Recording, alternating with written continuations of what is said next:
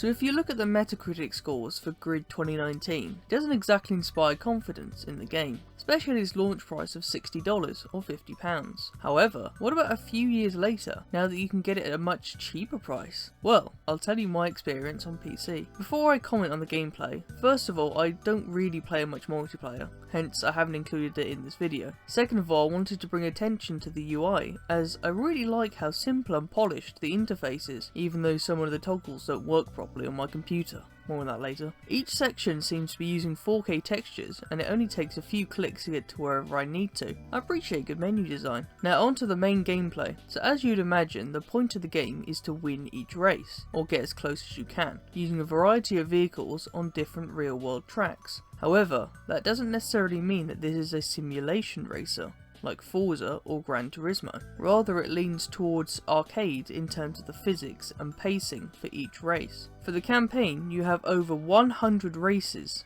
each about 3 to 5 minutes long. You can also do a practice lap with a timer instead of the opponents to learn the track better. For me, each race is surprisingly short, as in something like Gran Turismo, most of the races would be between 5 to 10 minutes. In the free play mode, you can change the amount of laps, etc. to increase the play length, but still a bit jarring. Some of the maps are also really small, like when using a 200mph supercar in this Shanghai track, I thought I was going to crash into every corner. Although to be fair, it kept me on edge and more focused than games like Forza or Gran Turismo. There's also a team system, but I don't really know why, as it doesn't seem to have any impact on the gameplay the few times that I used it. The progression is what I think hinders the game the most, as like many games I've checked out on this channel, there isn't much to do besides the campaign. There's seasons which you can buy, and they're about a £5 MSRP, so that's not too bad in my opinion, but it's also extra money, so that's up to you. Besides that, there's multiplayer, as I've mentioned before, and the free play mode, which is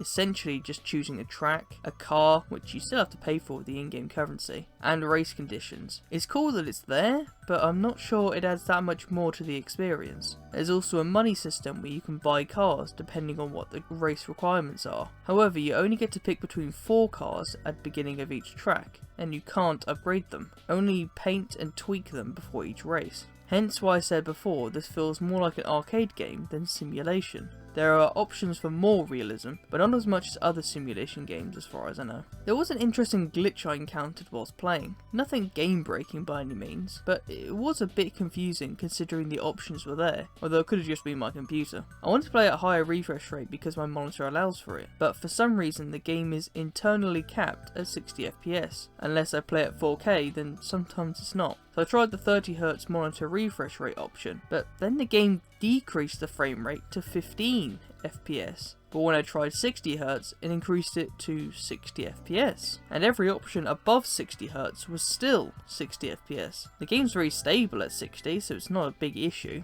but a weird one nonetheless. I also wanted to comment on the anti-aliasing, as there's only TAA selected, otherwise it has to be off. But at 1440p, the aliasing is really obvious when TAA is disabled. But when put on, the game gets kind of blurry, especially around the edges. However, at 4K it looks a lot better with TAA off, so I would recommend that if you can. One thing I did do with TAA on is to use the Radeon settings, you may need the Intel or Nvidia equivalent, to sharpen it, hence alleviating some of the blurriness. But either way, at anything under 4K, it's not great in my opinion. Overall then, I quite like the quick pace and arcade-like driving physics as a change of pace for this type of driving game. However, I don't really see myself playing past the campaign, so I wouldn't recommend buying this if you're looking for a 100+ hour experience. However, I've seen this for roughly a £5 on the base game and about 10 quid on the Ultimate Edition on sites like CD Keys. And with a recent Fanatical bundle, which has probably ended now, I got it for £4.50 with another 6 games or so. So at that price, I'd say it's a steal. Or in other words, if you find this for about £10 or $13, then I'd go for it, but for anything more, you may not get your money's worth outside the campaign.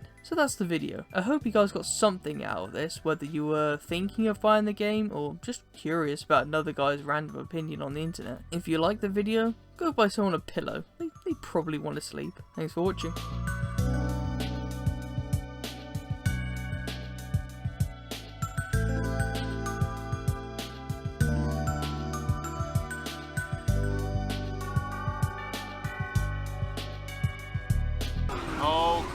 be happy with that.